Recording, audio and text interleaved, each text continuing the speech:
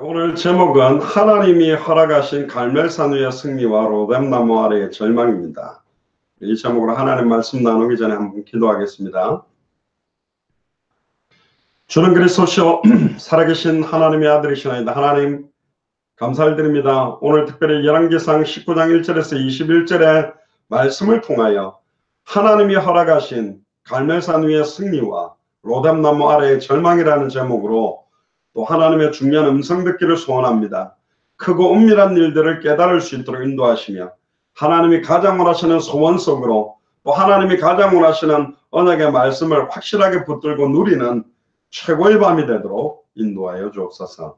감사를 드리며 2000년 전 십자가 부활로 모든 문제를 끝내시고 지금 우리 안에 성령으로 함께 계시며 마태복음 24장 14절을 성취하고 계시는 승리하신 주 예수 그리스도 이름으로 기도드리옵나이다. 아멘. 오늘 제목이 하나님이 허락하신 갈멜산 위의 승리와 로뎀나무 아래의 절망이라는 제목입니다. 우리가 19장으로 들어가기 전에 먼저 봐야 될 장면이 18장을 한번 펴보시길 바랍니다. 18장에 보면 굉장히 중요한 사람 한 명이 나옵니다. 18장 13절에 보면 엘리야 시대 때 함께 뛰었던 선지자 중에 한 명이 오바댜인데, 오바댜는 이세벨이 여호와의 선지자들을 죽일 때에 내가 여호와의 선지자 중에 100인을 50인씩 굴에 숨기고 떡과 물로 먹인 일이 내 주께 들리지 아니하였나이까. 이 오바댜의 만남이 먼저 생깁니다. 그러면서 중요한 이야기를 하지요. 내가 이제 아합 왕에게 내 모습을 보여주겠다. 하나님 살아계심을 드러내겠다라고 15절에 이야기합니다. 엘리야가 이르되 내가 모시는 만군의 여호와의 사심을 가리켜 맹세하나니 내가 오늘날 아합에게 보이리라. 그때 16절에 오바댜가 가서 아합을 만나고 구합니다. 그때 이제 아합 왕과 엘리야가 이제 만나는 장면이 이제 나옵니다. 그때 아합 왕이 이렇게 이야기합니다. 이스라엘을 괴롭게 하는 자야 너희냐? 제가 대답하되 내가 이스라엘을 괴롭게 한 것이 아니라 당신과 당신의 아비의 집이 괴롭게 하였으니 이는 여호와의 명령을 버렸고 당신이 바알들을 쫓았습니다.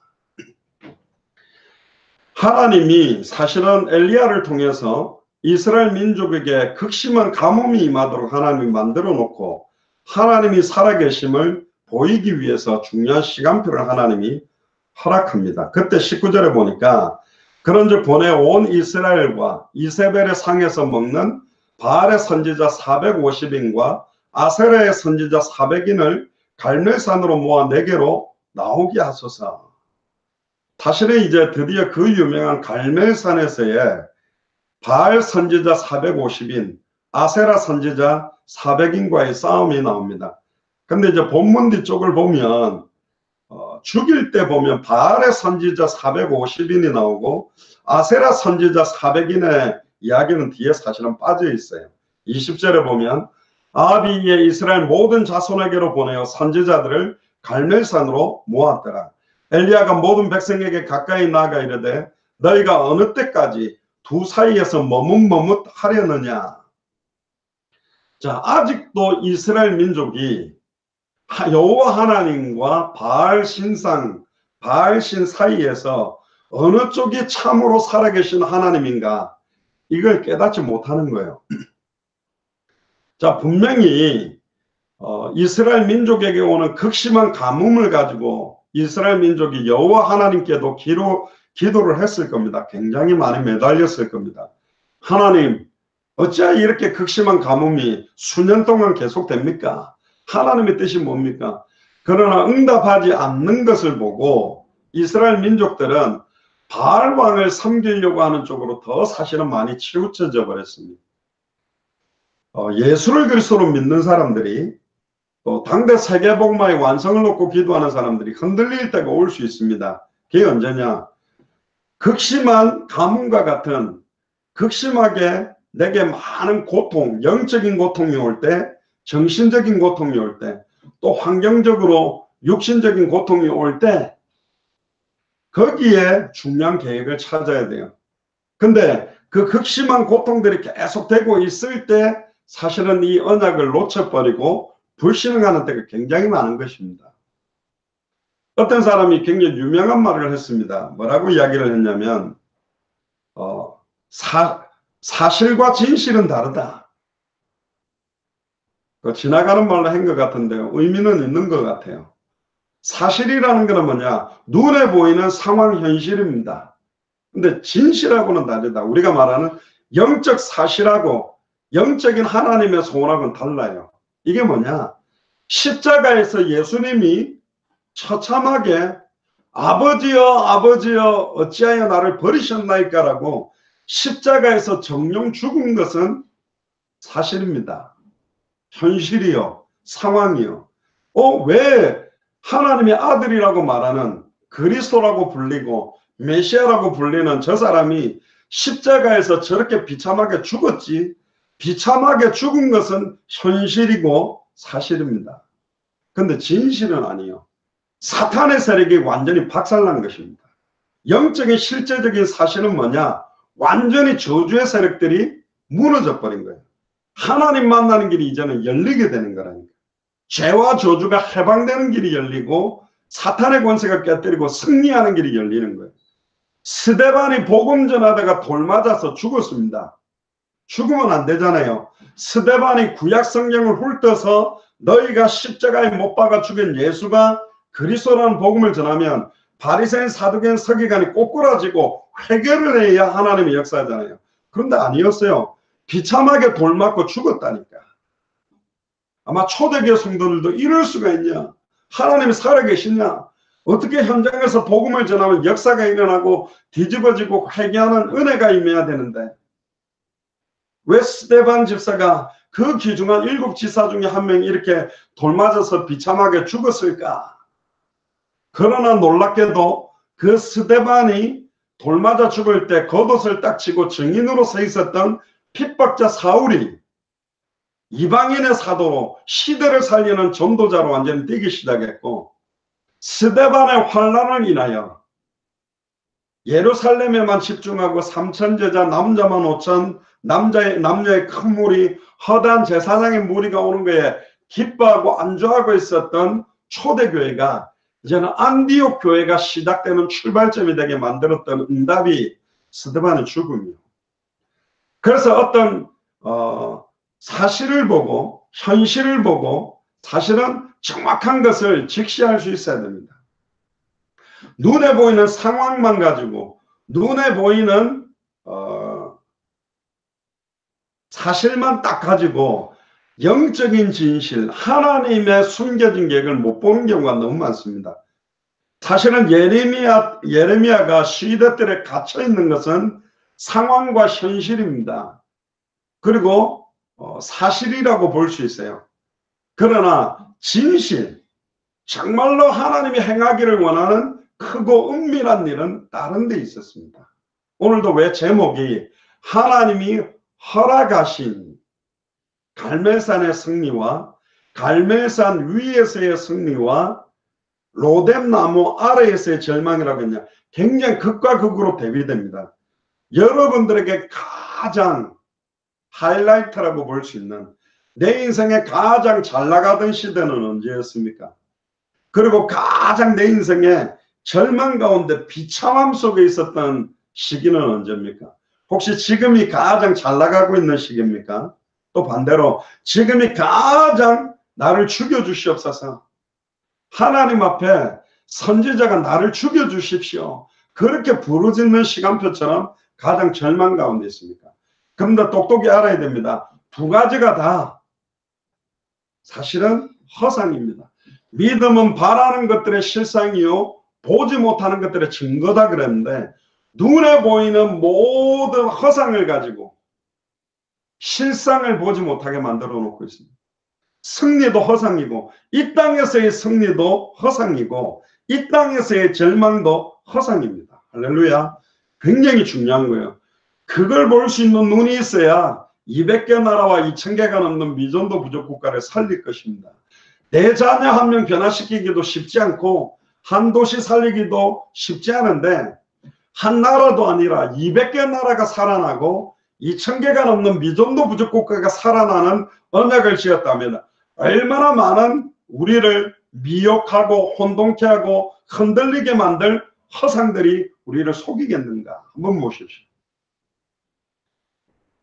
현장 나가서 복음을 전했더니 전부 다 꼬꾸라지고 무당이 회개하고 막 안 걸린 사람이 낫고 막 기적이 일어나고 이렇게 해서 전도운동의 역사를 이렇게 가냐? 그렇게 하지 않습니다. 하나님께서.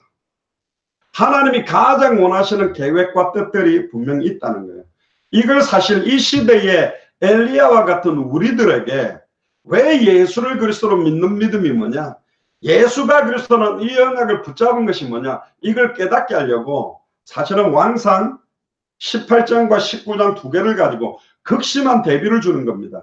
갈멜산 위에서 어마어마한 승리를 갖다가 처음게 만들고 곧바로 로뎀나무 아래에서 가장 비참한 절망을 맛보게 만들었는가? 이걸 가지고 하나님이 진짜 행하려고 하는 것이 뭐냐? 이걸 깨닫게 하는 거예요.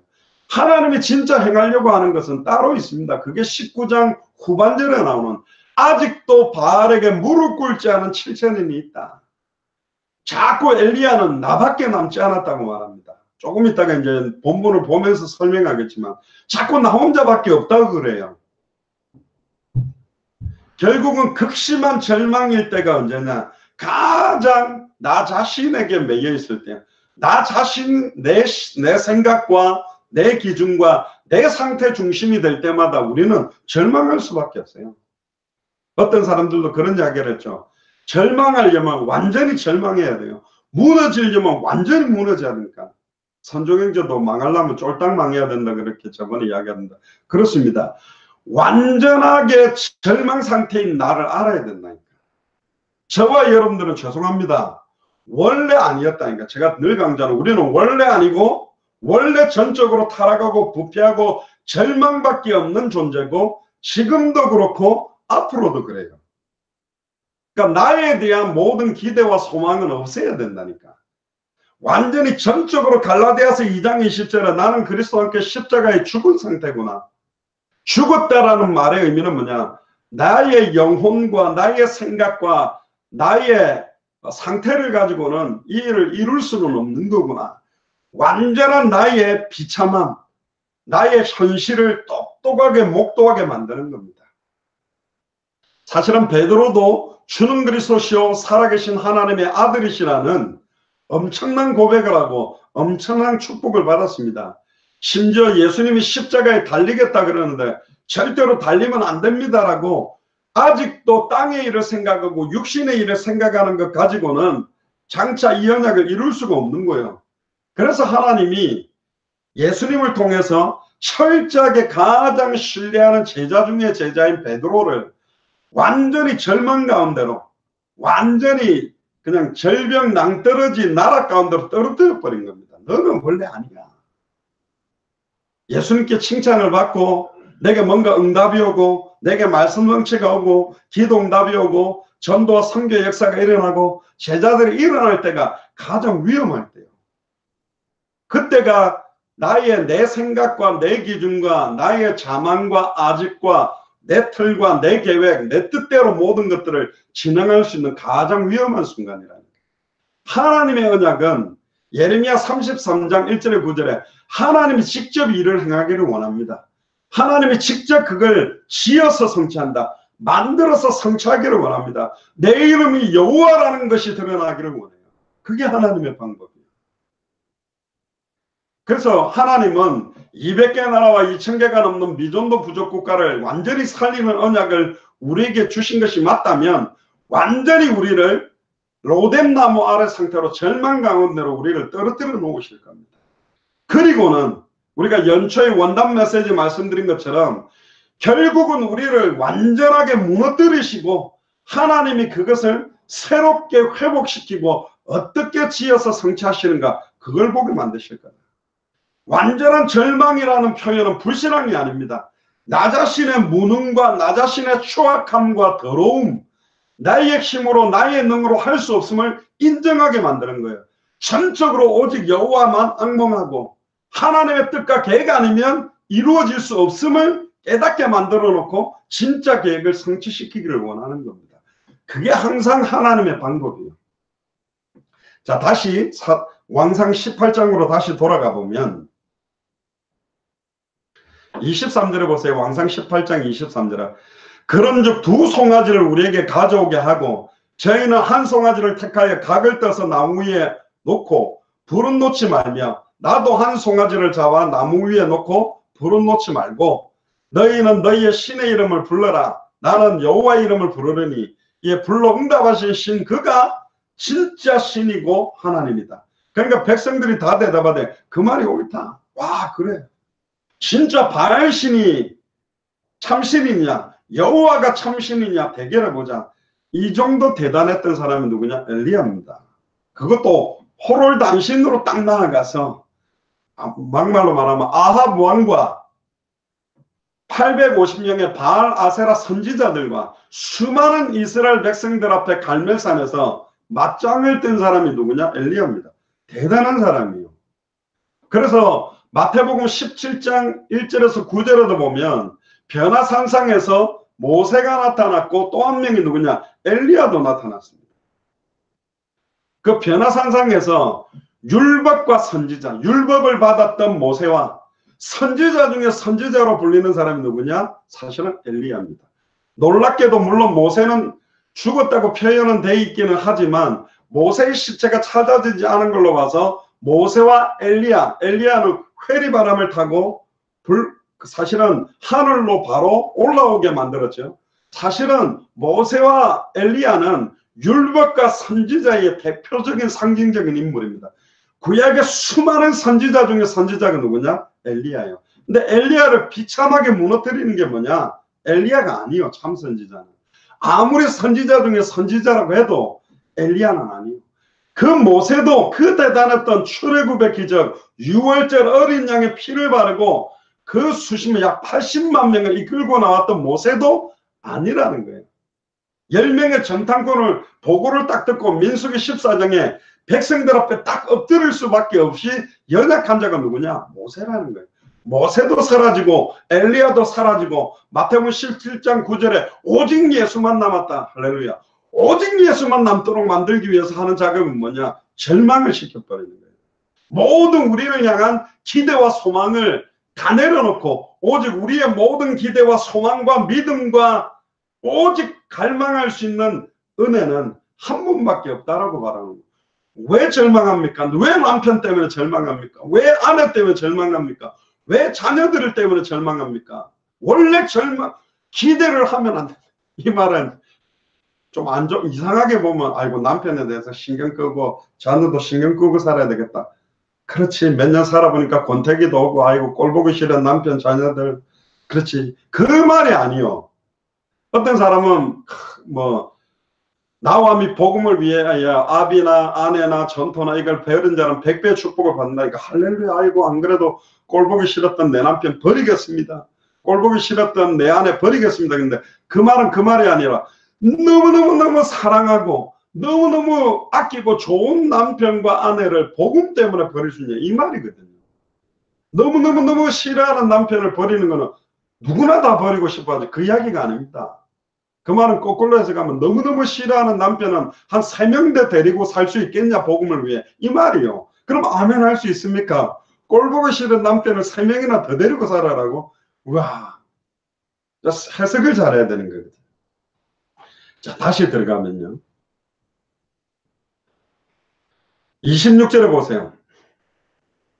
저희가 그 받은 송아지를 취하여 잡고 아침부터 낮까지 바알의 이름을 불러가로되 바알이여 우리에게 응답하소서 하나 아무 소리도 없고 아무 응답하는 자도 없으므로 저희가 그 쌓은 단 주위에서 뛰놀더라. 근데 뛰노는 게 아니죠. 막 발작을 발악을 하는 겁니다. 불 떨어지도록. 근데 이 바알은 누굽니까? 창세기 3장 15절에 여자의 후손에 의해서 머리가 박살나게 될 사탄이거든. 바알이란 이름으로 역사하고 있는 사탄 마귀요. 근데 감히 지금 여호와 앞에서 역사할 수 있냐? 없는 거죠. 27절에 오정에 이르러는 엘리야가 저희를 조롱하여 가로되 어느 정도로 이 엘리야가 대단했냐면 조롱을 했습니다. 큰 소리로 부르라. 저는 신인지 묵상하고 있는지, 혹 잠깐 나갔는지, 혹 길에 행하는지, 혹 잠이 들어서 깨워야 할 것인지 좀 깨워봐라 너희 신. 바알신이 잠자냐? 왜 이렇게 불도 안 떨어지느냐? 이 정도 대단했던 사람이 엘리야입니다. 28절에 이 저희가 큰 소리로 부르고 그 규례를 따라 피가 흐르기까지 칼과 창으로 그 몸을 상하게 하더라. 유튜브에서 제가 확인했는데 중남미 완전히 밀림 쪽이나 동남아시아 완전히 우상숭배가 극심한 나라에 보면 이런 칼하고 창으로요 막 입안을 뚫고 살을 뚫는데 그 하루 동안에는 아무리 찔러도 이게 얼마나 귀신들이 강하게 역사하는데 피가 한 방울도 안 나요. 막 칼을 찔러가지고 통과를 시키고 막 수많은 칼을 갖다가 몸에다가 찔러놨는데도 피 한 방울도 안 흐르게 하는 날이 있다니까. 사단이 이렇게 발어가는 거예요. 29절에 이같이 오정이 지났으나 저희가 오히려 지나나여 저녁 소재 드릴 때까지 이를 찌를지라도 아무 소리도 없고 아무 응답하는 자도 없고 아무 돌아보는 자도 없다. 그때 30절에 엘리야가 이렇게 말합니다. 내게로 가까이 오라. 백성이 다 저에게 가까이 오매 제가 무너진 여호와의 단을 수축하되. 자 30절에 보세요. 무너졌던 여호와의 단을 갈멜산에서 사실은 다시 이 단을 세우는 겁니다. 이게 하나님의 계획이에요. 무너졌던 단을 수축해라. 무너졌던 기도를 회복하고 무너졌던 믿음을 회복하고 무너졌던 예배를 회복시켜라. 무너졌던 여호와 하나님을 향하던 너희들의 언약을 새롭게 회복하라. 이게 하나님의 계획입니다. 31절에 야곱의 아들들의 지파의 수요를 따라 12도를 채하니 굉장히 의미가 있죠. 12지파를 향해서 12지파를 세우고 열왕이 나오고 열방의 제사장의 나라요, 선지자의 나라요, 왕의 나라로 세울 언약들을 다시 회복시키는 겁니다. 이 야곱은 여호와께서 옛적에 저에게 임하여 이르시기를 내 이름을 이스라엘이라 하신 자들아. 12지파의 조상에 대한 의미까지도 다 희미하게 잃어버린 겁니다. 32절에 제가 여호와의 이름을 의지하여 그 돌로 단을 쌓고 단으로 돌아가며 곡식 종자 2세알을 용납할 만한 도량을 만들고 또 나무를 버리고 송아지에 각을 떠서 나무 위에 놓고 이르되 통넷에 물을 채워다가 번제물과 나무 위에 부어라. 심지어요 그 송아지 위에다가 각을 떠가지고 재물 위에다가 물까지 다 부어버리고 아예 주변에 도랑을 만들어서 물을 가득 채운 거예요. 심지어 34절에 또 이르되 다시 그리하라. 다시 그리하라. 이르되 다시 그리하라. 3번이나 물을 갖다 부으라는. 굉장하죠. 여러분들 이런 담대함이 어디서 나오겠습니까? 어느 정도로 여호와 하나님에 대한 언약을 확신했으면 물을 한 번만 부어도 2번 붓고 3번 부었다는 말은 이게 그냥 불 가지고는 이 송아지의 각 번제단을 태울 수가 없는 불이에요. 사람이 높는 불을 가지고는 태울 수 없게 만들어 놨다니까.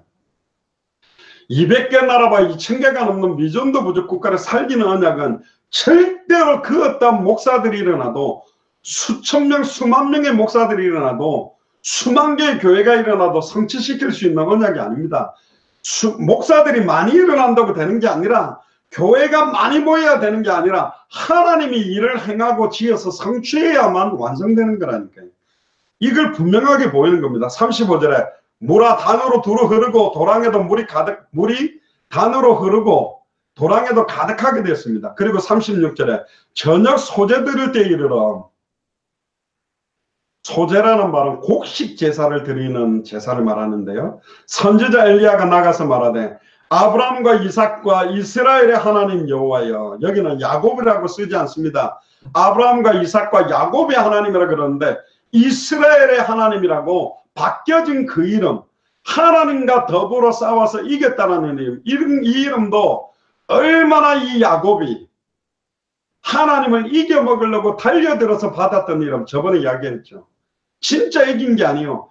일평생 자기 수준에 자기 능력에 자기 머리를 써서 몸부림치고 하나님까지 이기려고 몸부림쳤던 그 야곱을 이제는 이스라엘이라는 이름을 줘서 하나님이 승리를 주시고 하나님께서 모든 것을 이기게 만드시겠다. 이 언약을 받았던 이름을 사용합니다. 하나님 여호와여 주께서 이스라엘 중에서 하나님이 되신과 내가 주의 종 된과 내가 주의 말씀대로 이 모든 일을 행하는 것을 오늘날 알게 해주시옵소서. 세 가지를 강조합니다. 진짜 하나님이 하나님이심을, 또 내가 하나님의 종임을, 또한 지금 진행되고 있는 이 일이 주님의 말씀대로 행하고 말씀대로 성취되고 있는 것을 알게 해주십시오. 굉장히 중요한 기도 제목을 말합니다. 37절에 여호와여 내게 응답하소서, 내게 응답하소서. 이 백성으로 주 여호와는 하나님이신 것과 저는 저희의 마음을 돌이키게 하시는 것을 알게 하옵소서 하며, 이에 여호와의 불이 내려서, 할렐루야, 사람이 불을 붙여서 태울 수 있는 게 아닙니다. 여호와의 불이 내려서 번제물과 나무와 돌과 흙을 태우고, 번제물을 태운 게 아니라 번제물뿐만 아니라 나무와 돌과 흙까지 다 태워버리고 도량에 물까지 다 핥아서 말라버리게 만들었습니다. 이게 하나님의 계획이요. 모든 백성이 보고 엎드려 말하되 와 진짜 여호와가 살아계시구나. 그러니까 엎드려서 그저서야 참 인간이 앞에 눈앞에 보이는 어떤 역사나 증거가 나오면 야 하나님이구나 이렇게 이야기합니다. 엘리야가 저에게 이르되 바알의 선지자를 잡되 하나도 도망하지 못하게 하라고 이야기합니다. 여기도 보면 선지자 아세라 선지자 이야기는 안 나오는데요. 이게 보통 두 가지로 이야기를 합니다. 850명을 죽였다고 이야기하는 신학자들도 있고, 여기서는 바알 선지자들에 대한 명칭만 나와 있어서 450명만 죽였다고 합니다. 몇 명 죽였냐가 중요한 게 아니라 하나님께서 바알 아세라의 모든 우상과 흑암 세력, 사탄의 세력을 완전히 꺾어버리는 장면이 사실은 여기 나오는 겁니다. 기손 시내로 내려다가 거기서 다 죽이게 됩니다. 그러면 41절을 보세요. 아합에게 이제 이야기합니다. 올라가서 이제 먹고 마시소서. 큰 비의 소리가 있나이다. 그동안에 완전한 가뭄 가운데 고통받게 했고 모든 비가 내리고 가뭄이 들게 만드는 주권도 하나님 손에 다 있습니다. 이제 큰 비의 소리가 있습니다. 42절에 이제는 아합이 먹고 마시러 가고 엘리야가 갈멜산 꼭대기에서 이제 땅에 엎드려서 얼굴을 무릎 사이에 얹고, 여러분들 해보세요. 얼굴이 무릎 사이에 안 들어가집니다. 요가를 엄청난 사람 말고는 간절하게 하나님 앞에 기도합니다. 야 먹구름이 있냐? 아무것도 없습니다. 7번 다시 가봐라. 7번째 44절에 제가 구하되어 바다에서 사람의 손만한 작은 구름이 일어나나이다. 요즘 한국도 미세먼지 때문에 지금 무슨 뭐 비가 오는 씨앗 무슨 가루를 뿌려가지고 비가 내리게 만들려고 몸부림칩니다만은 이 시대에도 사실은요 손만한 구름, 사람의 손바닥만한 구름이 일어난다고 했는데 바로 44절에 어느 정도로 엘리야가 믿음을 가졌냐. 가로되 올라가 아합에게 고하기를 비에 막히지 아니하도록 마차를 갖추고 내려가소서. 아직 비가 내리지도 않는데 어느 정도로 믿고 구한 것을 확신하고 있던 엘리야냐. 빨리 비 올 거니까 마차를 갖추고 빨리 내려가소서. 45절에 조급 후에 구름과 바람 사이에 일어나서 하늘이 깜깜하여지고 큰 비가 내리는지라 아합이 마차를 타고 이스라엘로 가니라. 여호와의 능력이 엘리야에게 임하매 제가 허리를 동이고 이스라엘로 들어가는 곳까지 아합 왕 앞에서 달려갔더라. 자, 그리고 오늘 본문 19장입니다. 자, 이 정도 믿음을 가지고 있었던 엘리야입니다. 얼마나 담대합니까? 제가 볼 때는 이 정도로 담대한 거는 다윗 정도? 골리앗하고 맞섰던, 혼자 나가서 맞섰던 대단한 사람입니다, 사실은요. 그래서 사실은 선지자 중에 선지자다, 엘리야가. 그러나 이 선지자도 결국은 누구냐? 아담의 후손이요. 결국은 하나님과 단절된 상태에 있는 사람이고, 죄와 저주 가운데 사단의 권세 아래서 하나님의 기름 부음으로 잠깐 선지자로 쓰임받을 수밖에 없는 연약한 자임을 하나님은 다시 깨닫게 만듭니다. 왜? 이 상태에서 심지어 850대 1로 싸워서 아예 완전한 승리를 이루고 비가 내리게 만들었을 때 왜 하나님은 엘리야에게 자 이제 7천인을 내가 숨겨놨다. 바알에게 무릎 꿇지 않는 7천인 찾아라. 또 왕을 세워라. 그리고 이제 너희의 언약의 대를 이어갈 엘리사를 세워라. 왜 이 언약을 이때 주지 않았을까? 이제 이게 오늘 메시지의 가장 중요한 포커스입니다. 18장과 19장 사이에 극심한 대비를 왜 이 엘리야에게 만들었을까? 거기에 하나님 계획을 찾는 거라니까요. 자, 1절에 보세요. 19장 1절. 아합이 엘리야의 무릇 행한 일과 그가 어떻게 모든 선지자를 칼로 죽인 것을 이세벨에게 보아니. 근데 여기 1절을 보면 모든 선지자를 칼로 죽인 걸로 봐서는 바알 선지자뿐만 아니라 이세벨, 아세라 선지자들까지 완전히 죽였다고 보는 것이 더 사실은 정통하죠. 2절에 보면 이세벨이 사자를 엘리야에게 보내어 이르되, 자, 2절 보세요. 내가 내일 이맘때에는 정녕 네 생명으로 저 사람들 중 한 사람의 생명과 같게 하리라. 아니하면 신들이 내게 벌 위에 벌 내림이 마땅하니라 한지야. 자, 이세벨이라는 여왕, 굉장히 독한 여왕인데, 아합의 아내인데, 3절에 보세요. 갑자기요, 엘리야가 이상해집니다. 저가 이 형편을 보고 일어나 그 생명을 위하여 도망하여 유다에 속한 브엘세바에 이르러 자기의 사환을 그곳에 머물게 하고 스스로 광야로 들어가 하룻길쯤 행하고 한 로뎀나무에 앉아 죽기를 구하여 가로되. 좀 이상하지 않나요? 저 같으면 이거 뭐야, 그 이세벨 여왕이 아직도 회개를 안 해? 그러면 다시 이세벨 여왕한테 가서, 이세벨 분명히 아합 왕도 엘리야를 죽일 수 있어요. 그럼에도 불구하고 담대하게 나 같은 사람이 엘리야인데 왜 이세벨 이 한마디에 이렇게 무너질 수밖에 없냐. 이 부분은요, 해석들이 많이 잘 안 돼요. 많은 사람들이 이 부분을 제가 좀 찾아보고 해봐도 왜 이렇게 급격하게 갑자기 엘리야가 이렇게 주저앉아 버렸을까? 여러분들은 어떻게 생각합니까? 사실은요, 하나님이 허락하신 거예요. 사람마다 굉장히 영향력 받는 사람들이 있습니다. 아담을 넘어뜨릴 때도 이 하와를 통해서 넘어뜨려 버렸고요. 사사 중에 사사라고 불렸던 삼손도 드릴라에 의해서 아예 머리가 깎이고 눈알이 뽑혀가지고 아예 기둥을 무너뜨리게 될 때 한 여자를 통해서 굉장히 쉽게 무너지는 것들이 굉장히 많이 나옵니다. 사실은 이 엘리야에게도 하나님이 허락해서 이세벨이 대단하다라는 것보다는 또 엘리야가 왜 이렇게 갑자기 이렇게 연약하게 흔들렸느냐는 것보다는 하나님이 흔들려야 될 이유를 가지고요, 엘리야를 갖다가 완전히 절망 가운데로 몰아넣어 버렸습니다. 완전히 무너지게 만들어 버렸어요. 자, 보세요. 저가 이 형편을 보고 일어나.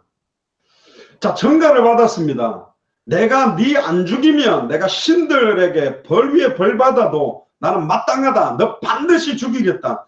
그런데 그 서신 한마디에 그 아합 왕과 850명의 바알 아세라 선지자들 수많은 이스라엘 민족 앞에서도 담대하게 조롱하면서 승리를 쟁취한 사람이 엘리야인데 기가 막히게 완전히 무너져 버렸어요. 왜 그러냐? 3절에 보니까 이 형편을 보고 아마 엘리야가 생각했던 거하고 완전히 달라진 것 같아요.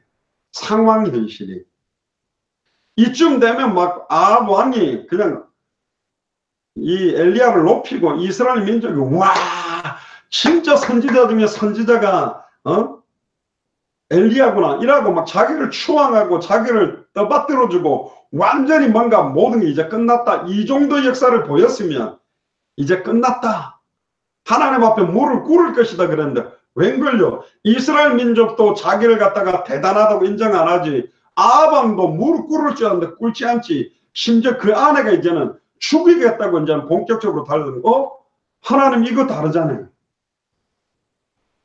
갈멜산에서 이 정도 역사 일어나면 완전히 아합 왕도 무릎 꿇고 이스라엘 민족도 무릎 꿇고 이세벨도 무릎 꿇어야 되는데 웬걸? 반대요. 바락을 하고 이제는 죽이겠다고 달려든다는 거예요. 자기 생각하고 현실이 안 맞는 거예요. 자기가 기대한 기대치하고 상황이 다르게 돌아가는 거예요. 언제 낙심한다고요? 자기가 붙잡은 언약과 내 앞에 놓인 상황 현실이 다를 때 언제 염려하고 언제 수단 방법을 씁니까?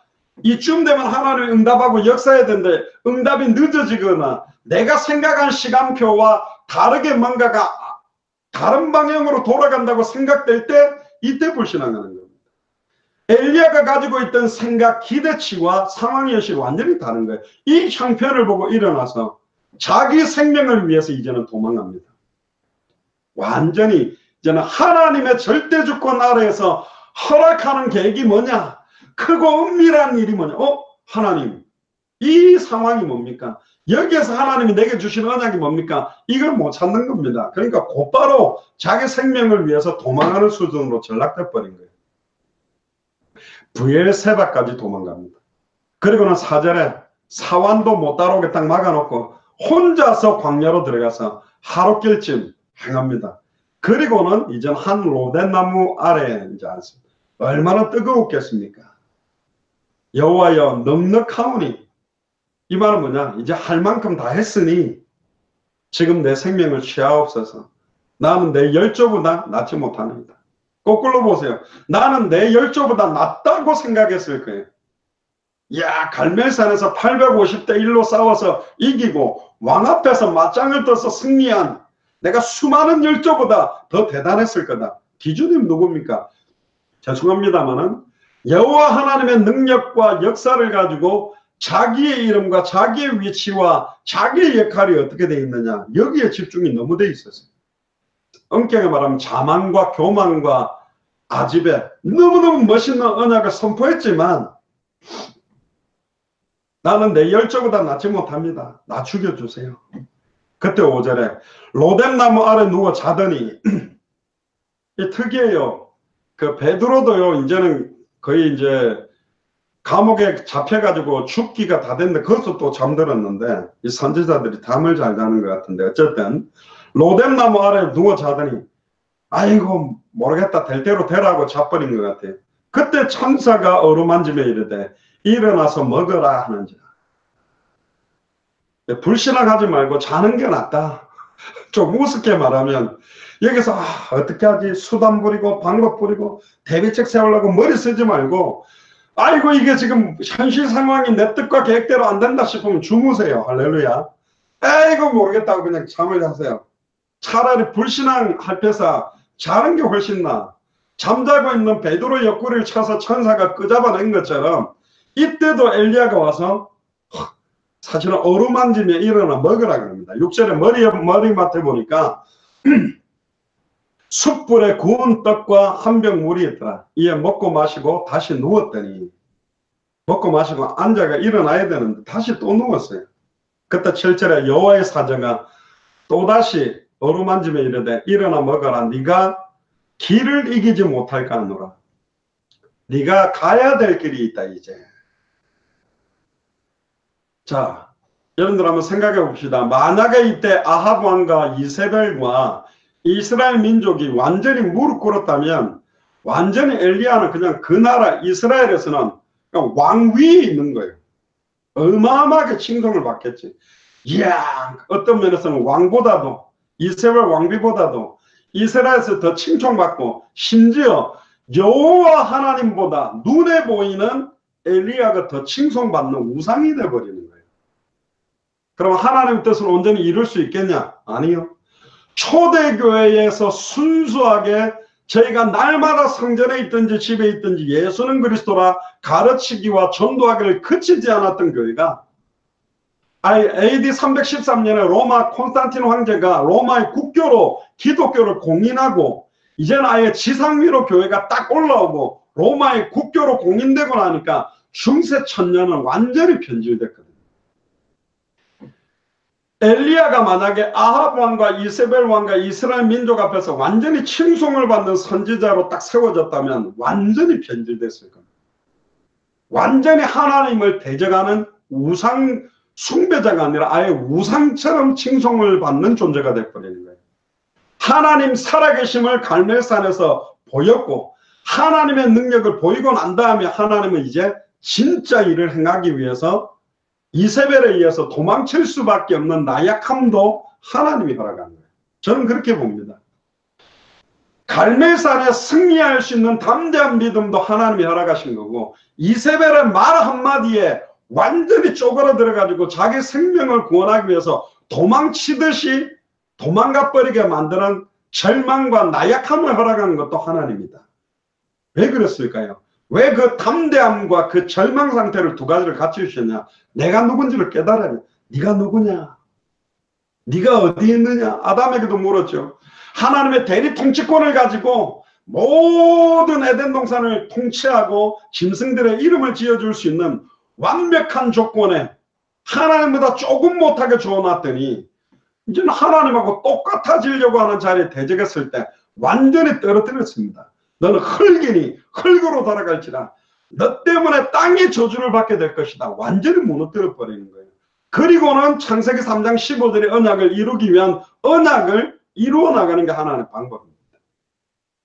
성경 66권의 모든 사건들이 사실은 하나님이 똑같이 이렇게 이야기합니다. 예레미야 33장에 이를 행하는 자가 누구냐? 그걸 지어서 만들어 성취하는 자가 누구냐? 내가 여호와다.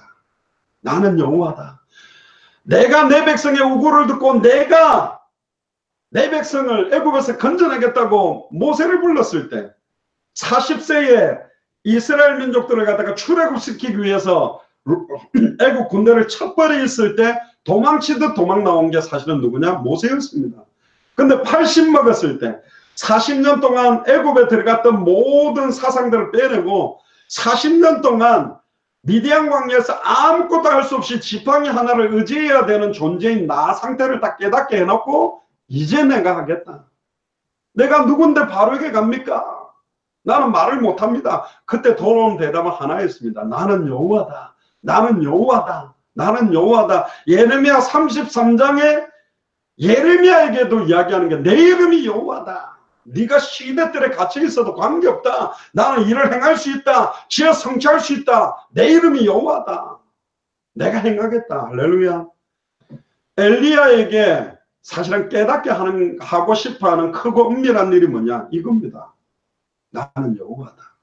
우리로 말하면 예수님이 그리스도다. 2000년 전 십자가 부활로 모든 문제를 끝내고 내가 너희 속에 있고 너와 함께하고 있다. 할렐루야. 이 믿음을 주기 위한 거라니까. 그리고 진짜 그를 하기를 원하는 거예요. 모든 자만과 아집을 다 깨버렸다니까. 주는 그리스도시요 살아계신 하나님의 아들이십니다. 여기 있는 제자들이 다 예수님을 부인하도 나는 버리지 않겠습니다 해놓고 새벽닭이 울기 전에 3번이나 예수님을 오른다고 부인하고 저주했던 베드로에게 찾아와서 네가 나를 사랑하느냐? 네가 나를 사랑하느냐? 네가 나를 사랑하느냐? 내 양을 먹이라. 내 양을 치라.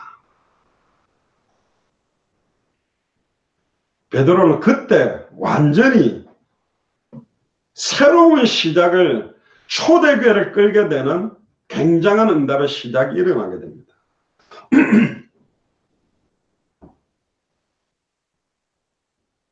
네가 길을 이기지 못할까 힘을 주셨습니다. 완벽하게 회복시킨 것도 하나님이고 힘을 주신 것도 하나님이고 특히 7절에 엘리야가 네가 진짜 가야 될 길이 있다는 거예요. 아합왕과 이세벨과 이스라엘 민족 앞에서 보란듯이 왕궁에서 또 수많은 성전 위에서 대표적인 어떤 모습으로 일을 행하는 선지자로서 네가 이 일을 감당할 일이 아니고 이제는 모든 것 다 내려놓고 뛰어가야 될 길이 다시 있는 거예요. 어디로 가게 합니까? 오늘 8절에 이에 일어나 먹고 마시고 그 식물의 힘을 의지하여 40주 40야를 행하여 하나님의 산 호렙에 이르니라. 엘리야가 그곳 굴에 들어가 거기서 유하더니 10절에 저가 말하되 내가 만군의 하나님 여호와를 위하여 열심히 특심한 이스라엘 자손이 주의 언약을 버리고 주의 단을 헐며 칼로 주의 선지자를 죽였으며 오직 나만 남았거늘 저희가 내 생명을 찾아 취하려 하나이다.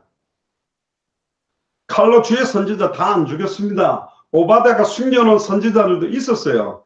근데 오직 이제는 나밖에 안 남았다. 아마 이세벨에 의해서 오바댜가 숨겨놓은 선지자를 다 죽였다고 이 엘리야는 생각했을 겁니다. 11절에 여호와께서 가라사대 너는 나가서 여호와의 앞에 있는 산에 서 있으라.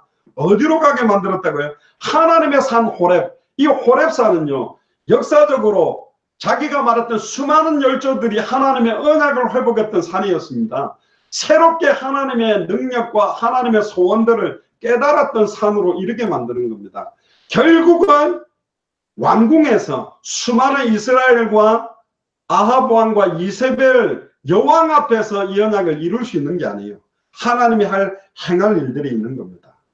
그리고는 11절에 여호와께서 가라사대 너는 나가서 여호와 앞에 산에 서 있으라 하시더니 여호와께서 지나가시는데 여호와 앞에 크고 강한 바람이 산을 가르고 바위를 부수나 바람 가운데 여호와께서 계시지 아니하시며 바람 후에 지진이 있으나 지진 가운데서도 여호와께서 계시지 아니하고 네가 갈멜산에서 어마어마한 승리와 역사를 일으켰는데 그 수많은 승리와 역사 가운데서 하나님의 진짜 계획을 이루는 것이 아니다. 12절에 또 지진이 위에 불이 있으나 불 가운데서도 여호와께서 계시지 아니하시더니 불 후에 세미한 소리가 있었더니 세미한 소리를 들어야 됩니다. 이 세미한 소리가 크고 은밀한 일이고 이 세미한 소리가 하나님이 진짜 이루기를 원하는 겁니다. 액면적으로 드러나는 어마어마한 역사가 하나님의 계획이 아니라 그 속에 세미한 소리를 들어야 됩니다. 그게 올해 저와 여러분들이 기도하고 있는 응답인데 그게 뭐냐? 13절에 엘리야가 듣고 겉옷으로 얼굴을 가리우고 나가 굴러기에 서며 소리가 있어 저에게 이마에 가라사대 엘리야야 네가 어찌하여 여기 있느냐? 아담에게도 한 말하고 똑같죠. 네가 어디 있느냐? 숨어가지고 하나님의 언약을 피해서 범죄한 상태로 있어야 될 존재가 아니라는 거죠. 네가 어찌하여 여기 있느냐? 이제 네가 여기 있을 곳이 아니다. 이제는 네가 어느 길로 어디에 있어야 될지 가야 될 길, 있어야 될 장소가 어딘지를 깨닫게 하는 거죠. 14절에 제가 대답하되 내가 만군의 하나님 여호와를 위하여 열심히 특심하오니 이거 하나님 알아요. 얼마나 열심히 특심했는지. 이는 이스라엘 자손이 주의 언약을 버리고 주의 단을 헐며 칼로 주의 선지자를 죽였으며 오직 나만 남았거늘 저희가 내 생명을 찾아 취하련. 대답이 계속 똑같아. 그때 15절에 아직 지금 모르는 거예요. 지금 항상 지 상황 이야기만 해. 내 현실이 이렇고요. 내가 이렇게 열심히 했는데 지금 현실은 이렇고 이렇게 문제가 꼬였고 아이고 힘들고 막 남편 문제 자녀 문제 이게 막 와 있네요. 지금 요 소리를 계속 하고 있는 거예요. 그때 15절에 여호와께서 저에게 이르시되 너는 네 길을 돌이켜라. 돌이켜라. 광야로 말미암아 다메섹에 가서 이르거든 하사엘에게 기름을 부어 아람 왕이 되게 만들어라. 아람 왕을 세워라. 심지어 16절에 또 니미시 아들 예후에게 기름을 부어 이스라엘의 왕이 되게 하라. 이스라엘의 왕까지 바꾸고 아람 왕까지 바꿀 언약을 하나님은 갖고 있다니까. 세계 열방 앞에 200개 나라 2000개가 넘는 미전도 부족 국가의 왕을 바꾸는 의미, 어쩌면 그 나라를 책임질 제자를 세우는 의미와 똑같은 의미가 있는 것입니다. 심지어 16절에 보세요. 두 나라의 아람 왕과 이스라엘의 왕을 세우면서도 뭐라고 합니까? 아벨 모올라 사바세 아들 엘리사에게 기름을 부어 너를 대신하여 선지자가 되게 하라. 너희의 대를 이어서 뛸 엘리사를 찾아 세워라. 하나님은요, 왕을 세우는 정치와 권력의 영향력을 줄 부분과 실제로 이제는 선지자 중에 선지자인 이 엘리야의 대를 이어서 그 다음 사역을 해야 될 제자들을 찾아내야 될 한 사람. 그 사람이 누구냐? 엘리사입니다. 18절에 그러나 내가 이스라엘 가운데 7천인을 남기리니 다 무릎을 바알에게 꿇지 아니하고 다 그 입을 바알에게 맞추지 아니한 자다.